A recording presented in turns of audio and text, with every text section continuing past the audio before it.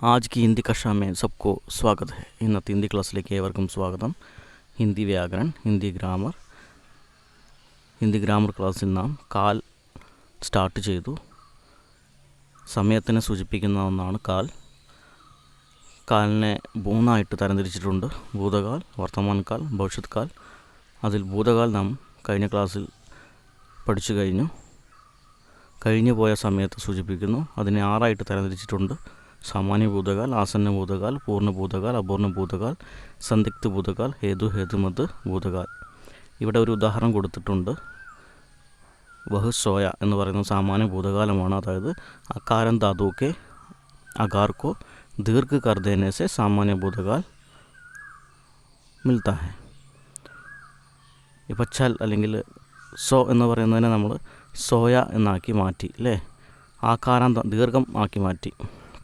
അപ്പോഴാണ് ഇവിടെ സാമാന്യ ഭൂതകാലം ലഭിച്ചത്. അതേ ഉദാഹരണം വെച്ചിട്ട് നമുക്ക് ആസന്ന ഭൂതകാലവും പൂർണ്ണ ഭൂതകാലവും അപൂർണ്ണ ഭൂതകാലവും അതുപോലെ സന്ദിഗ്ധ ഭൂതകാലം നമുക്ക് ഉണ്ടാക്കി എടുക്കാം അല്ലെങ്കിൽ മാറ്റാം. ബഹുസോയ എന്നതിനെ അതിൻ്റെ കൂടെ നമ്മൾ ഹേ ചേർത്താൽ നമുക്ക് എന്ത് കിട്ടും? ആസന്ന ഭൂതകാലം കിട്ടും. അത് പ്രസൻറ്റ് ടെൻസിൽ നമ്മൾ ഉപയോഗിക്കുന്ന ഒന്നാണല്ലേ, ഹേ. അതുപോലെ തന്നെ സെയിം ഉദാഹരണം വെച്ചിട്ട് നമ്മൾ പൂർണ്ണ ഭൂതകാലം താ ചേർത്താൽ, ബഹുസോയ ഥ എന്ന് ചേർത്താൽ നമുക്ക് എന്ത് കിട്ടി? പൂർണ്ണ ഭൂതകാലം. അതുപോലെ ബഹുസോരഹാത്ത രഹാത്ത ചേർത്താൽ അപൂർണ്ണ ഭൂതകാലം. ബഹുസോയ ഹോഗ ചേർത്താൽ നമുക്ക് സന്ദിഗ്ധ ഭൂതകാലം ലഭിക്കും. അപ്പോൾ ഈ ഒരു ഉദാഹരണം, സോ എന്ന് പറയുന്ന ഒരു ഉദാഹരണം വെച്ചിട്ട് നമുക്ക് ഭൂതകാലത്തിൻ്റെ എല്ലാ ഭേദങ്ങളും എഴുതാൻ സാധിക്കും. ഹേതുമത് ഭൂതകാലം നമുക്ക് അങ്ങനെ സാധിക്കില്ല. അതിന് മുന്നേ ആയിട്ട് നമ്മൾ അഗർ ചേർക്കുകയും അതുപോലെ ഹോത്ത അവസാനത്ത് ചേർത്താൽ നമുക്ക് ഹേതുമത് ഭൂതകാലം ലഭിക്കും. ഇവിടെ കൊടുത്തിരിക്കുന്ന ഉദാഹരണം അഗർ വ പഠിത്താത്തോ പാസ് ഹോത്ത എന്നാണ്. പഠിക്കുകയായിരുന്നെങ്കിൽ പാസ്സാകുമായിരുന്നോ എന്നാണ് അതിൻ്റെ മീനിങ്. അതുപോലെ സാമാന്യ ഭൂതകാലത്തിൽ വ സോയ അവൻ ഉറങ്ങി. ആസന്ന ഭൂതകാൽ വ സോയാ ഹേ അവൻ ഉറങ്ങിയിട്ടുണ്ട് അല്ലെങ്കിൽ ഉറങ്ങി എന്നാണ് അർത്ഥം. പൂർണ്ണ ഭൂതകാൽ വ സോയാത്ത അവൻ ഉറങ്ങിയിരുന്നു. അപൂർണ്ണ ഭൂതകാൽ വ സോറഹാത്ത അവൻ ഉറങ്ങുകയായിരുന്നു. സന്ദിഗ്ധ ഭൂതകാൽ വ സോയാ ഹോഗ അവൻ ഉറങ്ങിയിട്ടുണ്ടാകാം എന്നതാണ് ഇതിൻ്റെയൊക്കെ അർത്ഥം. ഇനി നമുക്ക് വർത്തമാൻ കാൽ എന്ന ഭാഗത്തേക്ക് കടക്കാം. Present tense. എന്താണ് വർത്തമാൻ കാൽ? क्रिया के जिस रूप से ये पता चले कि काम अभी हो रहा है उसे वर्तमान काल कहते हैं. ഇവിടെ പരിഭാഷ അല്ലെങ്കിൽ ഡെഫിനിഷൻ കൊടുത്തിട്ടുണ്ട്.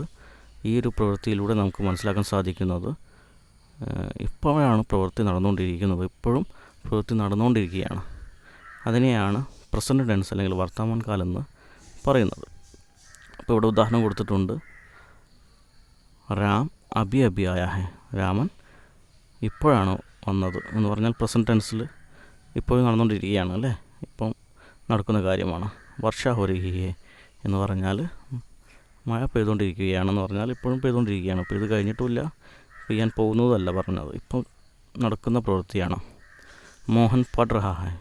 മോഹൻ പഠിക്കുകയാണ്. പൂജാരി പൂജ കർ റഹാ ഹെ. പൂജാരി പൂജ ചെയ്തുകൊണ്ടിരിക്കുകയാണ് എന്ന് പറഞ്ഞാൽ ഇപ്പോൾ നടക്കുന്ന കാര്യമാണ്. വർത്തമാനകാലവും 3ആയിട്ട് തരംതിരിച്ചിട്ടുണ്ട്. വർത്തമാനകാൽ के 3 भेद हैं: सामान्य वर्तमान काल, संदिग्ध वर्तमान काल, अपूर्ण वर्तमान काल. അതിൽ सामान्य वर्तमान काल എന്തെന്ന് നോക്കാം. जिस क्रिया से क्रिया के सामान्य रूप का वर्तमान में होने का पता चलता है उसे सामान्य वर्तमान काल कहते हैं. ഈ ഒരു പ്രവൃത്തി വർത്തമാനകാലത്തിൽ നടക്കാൻ പോകുന്നുണ്ടെന്ന് നമുക്ക് സൂചന ലഭിക്കുന്നു. അതിനെയാണ് സാമാന്യ വർത്തമാനകാലം എന്ന് പറയുന്നത്. ജിൻ വാക്യോं के अंत में താഹെ തീഹെ തേഹെ താഹു തീഹു ആദി ആത്തെ ഹെ.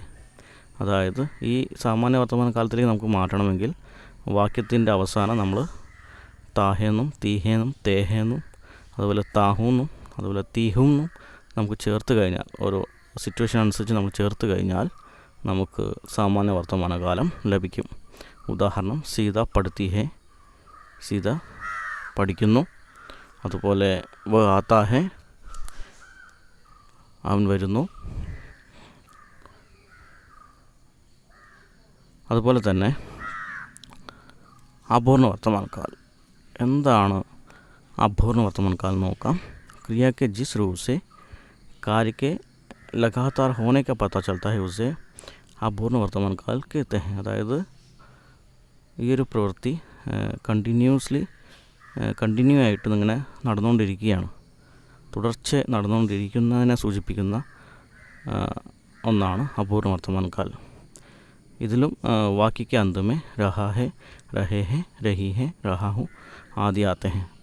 വാക്യത്തിൻ്റെ അവസാനം രഹാഹെന്നും രഹേഹെന്നും രഹീഹേം രഹാഹെന്നും ചേർത്ത് കഴിഞ്ഞാൽ നമുക്ക് അപൂർണ വർത്തമാനകാലം ലഭിക്കും. ഉദാഹരണം ഇവിടെ കൊടുത്തിട്ടുണ്ട്. വ ഘർ ജാ രഹാ ഹെ, അവൻ വീട്ടിലേക്ക് പോവുകയാണ്. രാം ലിഖ് രഹാ ഹെ, രാമൻ എഴുതിക്കൊണ്ടിരിക്കുകയാണ്. കണ്ടില്ലേ രഹാഹ എന്ന് ചേർത്തത്. അപ്പോൾ രഹാഹ എന്ന് ചേർത്താൽ നമുക്ക് ലിംഗ് വചനത്തിനനുസരിച്ച് നമ്മൾ ചേർത്ത് കഴിഞ്ഞാൽ നമുക്ക് അപൂർണ വർത്തമാനകാലം ലഭിക്കും. इन्हीं संदिग्ध वर्तमान काल. क्रिया के जिस रूप से वर्तमान काल क्रिया के होने या करने पर शक हो उसे संदिग्ध वर्तमान काल कहते हैं. ഇത് പേര് തന്നെയുണ്ട്, സംശയം. അതായത് വർത്തമാന കാലത്തിൽ ഒരു പ്രവൃത്തി ചെയ്തിട്ടുണ്ടെന്ന് സംശയം, അതിനെയാണ് സന്ദിഗ്ധ വർത്തമാന കാലെന്ന് പറയുന്നത്. അതായത് പ്രവൃത്തി ചെയ്തിട്ടുണ്ടെന്നുള്ള സംശയമാണ്. इन वाक्यों के अंत में ता होगा, ती होगी, ते होंगे ആദി ആത്തെ ഹെ. അതായത് ഈ വാക്യത്തിൻ്റെ അവസാനം ഹോഗെന്നും അതുപോലെ ഹോഗിയെന്നും ഹോങ്കെന്നും ചേർത്താൽ നമുക്ക് സന്ദിഗ്ധ വർത്തമാൻ കാലം ലഭിക്കും. ഉദാഹരണം വ ഗാത്താ ഹോഗ, അവൻ പാടുന്നുണ്ടാകാം. ഗാഡി ആത്തി ഹോഗി, വാഹനം വരുന്നുണ്ടാകാം. ഉണ്ടാകാം ഉണ്ടല്ലേ. ബച്ച റോത്താ ഹോഗ, കുട്ടി കരയുന്നുണ്ടാകാം. സംശയമാണ് അല്ലേ. കരയുന്നുണ്ടാകാം, വരുന്നുണ്ടാകാം, പാടുന്നുണ്ടാകാം. അപ്പോൾ അതാണ് സന്ദിഗ്ധ വർത്തമാനകാലം. അടുത്തത് ഭവിഷ്യത് കാൽ. മൂന്നാമത്തെ ഭേദമാണ് കാലത്തിൻ്റെ ഭവിഷ്യത് കാൽ, ഫ്യൂച്ചർ ടെൻസ്.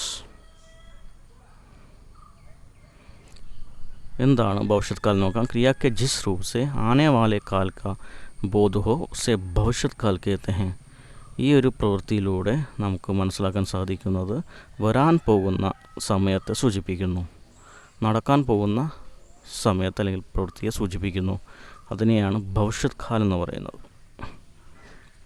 ആനെ വാലെ സമയ കാ ബോധ് കരാത്തെ. ഉദാഹരണം ഇവിടെ കൊടുത്തിട്ടുണ്ട്. ശ്യാം പത്ര ലിഖേഗ, ശ്യാം ലെറ്റർ എഴുതും. രാജു ദേർ തക് പഠേഗ, രാജു വൈകി പഠിക്കും, കൂടുതൽ സമയം പഠിക്കുമെന്നാണ് ഉദ്ദേശിച്ചത്. അത് നടക്കാൻ പോകുന്ന കാര്യമാണ് അല്ലേ. ശ്യാം പത്രലിക്ക, വീണ്ടും അവിടെ ഒരു റിപ്പീറ്റ് വന്നിട്ടുണ്ട്. കമല നാച്ചേകി, കമല നൃത്തം ചെയ്യാൻ പോകുന്ന കാര്യമാണ്.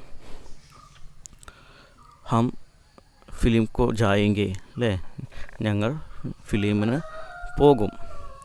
കൽ മേ ദില്ലി ജാവുങ്ക, നാളെ ഞാൻ ദില്ലി പോകും എന്ന് പറയുമ്പോൾ ഇന്ന് പോകാവുന്നതാണോ അല്ല, ഇന്നലെ പോയതാണോ അല്ല, ഇന്ന് പോയിക്കൊണ്ടിരിക്കുന്നതാണോ അല്ല, നാളെ അല്ലേ ഫ്യൂച്ചറിൽ പോകാനുള്ളതാണ്. അപ്പോൾ അതാണ് ഭവിഷ്യത് കാൽ. ഭവിഷ്യത് കാലം രണ്ടായിട്ട് തരംതിരിച്ചിട്ടുണ്ട്. ഭവിഷ്യത് കാൽ കെ ദോ ഭേദ ഹെ, സാമാന്യ ഭവിഷ്യത് കാൽ, സംഭാവ്യ ഭവിഷ്യത് കാൽ. എന്താണ് സംഭാവ്യ ഭവിഷ്യത് കാൽ നോക്കാം. ക്രിയ കാ വഹ് രൂപ് ജിസसे काम के भविष्य में होने या किए जाने की संभावना है पर निश्चित नहीं, उसे संभाव्य भविष्य काल कहते हैं. അതായത് ഫ്യൂച്ചറിൽ ഒരു പ്രവൃത്തി നടക്കുമെന്ന് ചാൻസ് ഉണ്ട്, പക്ഷെ ഉറപ്പില്ല. സംഭാവന ഹെ എന്ന് പറഞ്ഞാൽ ചാൻസ് ഉണ്ട്. ഫ്യൂച്ചറിൽ ഒരു പ്രവൃത്തി നടക്കാനുള്ള ചാൻസ് ഉണ്ട്, പക്ഷേ ഉറപ്പില്ല. ഉദാഹരണം നോക്കിയാൽ നമുക്ക് മനസ്സിലാവും. ഷായത് കൽ സവേരെ വ ആ ജായേ വ വിജയ് ഹോഗ. അതായത് രണ്ട് ഉദാഹരണമാണത്. ഷായത് ഒരു പക്ഷേ നാളെ പകൽ, വരാം, വന്നാൽ എന്നൊക്കെ പറയില്ലേ. അപ്പോൾ വരുമെന്ന് ഉറപ്പില്ല. അതുപോലെ വേ വിജയ് ഹോഗ, അവൻ വിജയിക്കും എന്ന് പറഞ്ഞാൽ വിജയിച്ചിട്ടുമില്ല, വിജയിക്കുമെന്ന് ഉറപ്പൊന്നുമില്ല. ഷായദ് ആജ് രാത് വർഷ ഹോ, ഒരു പക്ഷേ ഇന്ന് രാത്രി മഴ പെയ്തേക്കാം എന്ന് പറയുമ്പോൾ നമുക്ക് ഉറപ്പില്ല, പെയ്യാതിരിക്കാം. അപ്പം അതിനെയാണ് സംഭാവ്യ ഭവിഷ്യത് കാൽ, സംഭാവന, ചാൻസാണ്, ഉറപ്പില്ല. അതിനെയാണ് സംഭാവ്യ ഭവിഷ്യത് കാൽ എന്ന് പറയുന്നത്. അടുത്തത് सामान्य भविष्य काल, क्रिया के जिस रूप से काम का सामान्य रूप से भविष्य में किया जाना या होना पाया जाए, अर्थात जिन शब्दों के अंत में एगा, एगी, एगे आदि आते हैं उन्हें सामान्य भविष्य काल कहते हैं. അതായത് ഫ്യൂച്ചറിൽ സാമാന്യ രീതിയിൽ നടക്കുന്ന പ്രവൃത്തിനെയാണ് സാമാന്യ ഭവിഷ്യത് കാലം എന്ന് പറയുന്നത്. ഉദാഹരണം വായിച്ചാൽ നമുക്ക് മനസ്സിലാവും. മാതാജി തീർത്ഥയാത്ര പർ ജായേഗി, മാതാ അതായത് അമ്മ തീർത്ഥയാത്രയ്ക്ക് പോകും എന്ന് പറയുന്നത് സാമാന്യ രീതിയിൽ ഫ്യൂച്ചറിൽ നടക്കാൻ പോകുന്ന കാര്യമാണ്. വ ഘർ ജായേഗ, അവൻ വീട്ടിൽ പോകും അല്ലേ, ഫ്യൂച്ചറിൽ നടക്കാൻ പോകുന്ന കാര്യം. രാം ആയേഗ, രാമൻ വരും. മേ പ്രാതഃ കോളേജ് ജാവുക, ഞാൻ അതിരാവിലെ കോളേജിൽ പോകും. അതായത് സാമാന്യ രീതിയിൽ ഭവിഷ്യത് കാലത്ത്, അതായത് ഫ്യൂച്ചറിൽ നടക്കാൻ പോകുന്നതിനെ സൂചിപ്പിക്കുന്നു. അപ്പോൾ ശബ്ദത്തിൻ്റെ അവസാനം ഏക, ഏകി, ഏങ്കെ എന്നൊക്കെ ചേർത്താൽ നമുക്കത് കിട്ടുമെന്നാണ് പറയുന്നത്.